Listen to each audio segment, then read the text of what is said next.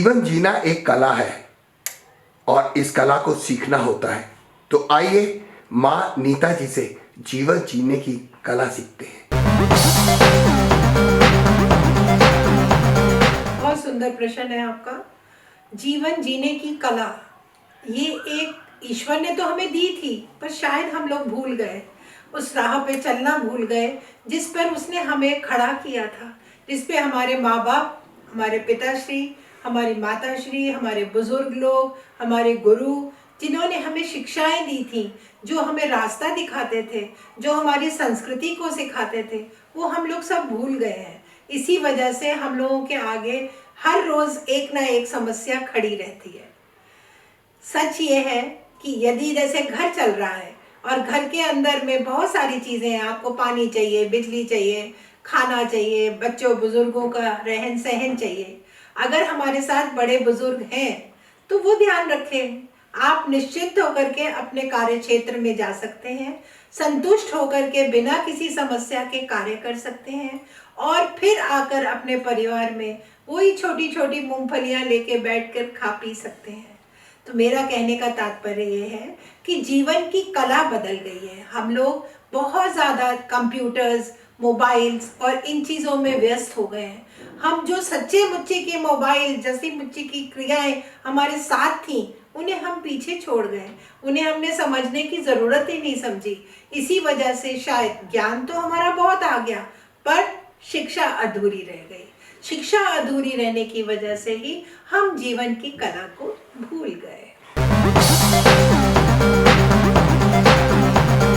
बिल्कुल ठीक कहा माँ नीता जी ने कि आज मानव आधुनिकता की ओर तो है, लेकिन उसकी आधुनिकता के साथ साथ उसकी समस्याएं भी बहुत सारी हैं। तो माँ नीता जी, इन समस्याओं को कैसे दूर किया जा सकता है?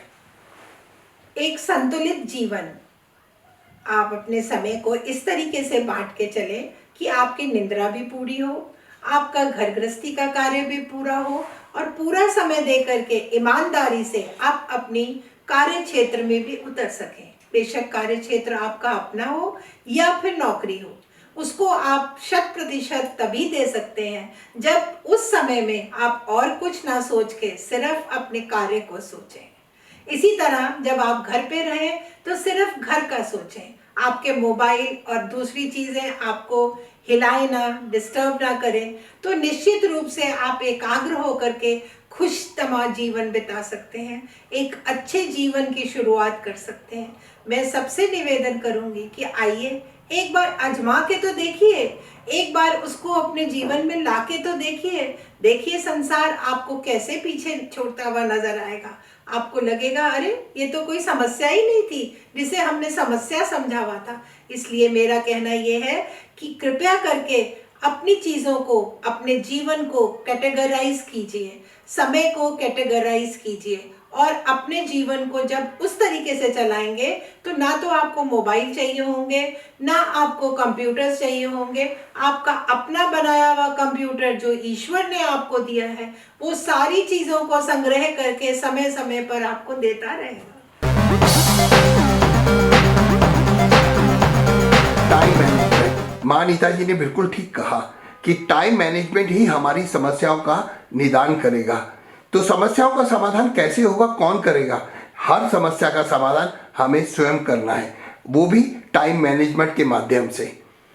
नीता जी, एक बात बताएं कि समस्याओं का समाधान हम जितना करने की प्रयास करते हैं, पर हमें ऐसा महसूस होता है कि हम उतने ही उलझते चले जा रहे हैं। ऐसा क्यों लगता है हमें? ये आपकी सोच है, ये सिर्फ आपका ब्रेन ट्यूनिंग क्योंकि उस तरीके से बिगड़ चुका है। आपका दिमाग में घुसाई हुई बहुत सारी चीज़ें आपके दिमाग में उथल पुथल मचाती रहती हैं और आप एक कंक्लूडिव पॉइंट पे नहीं पहुंच पाते। इस वजह से समस्या लगती है, वो समस्या है नहीं, वो आपको लगती है कि ये एक समस्या है। इसलिए ज़रा सा उसको एनालाइज कीजिए, उसको फैला के देखिए, आपको निश्चित रूप से स्वयं तय अपने आत्मा से जवाब मिल जाएगा कि इसका तो यही आंसर था, मैं क्यों पूछ रहा हूँ। तो इसलिए आप अपने अंदर सोचिए, देखिए, निश्चित रूप से आपकी आत्मा आपको हर प्रश्न का जवाब देगी।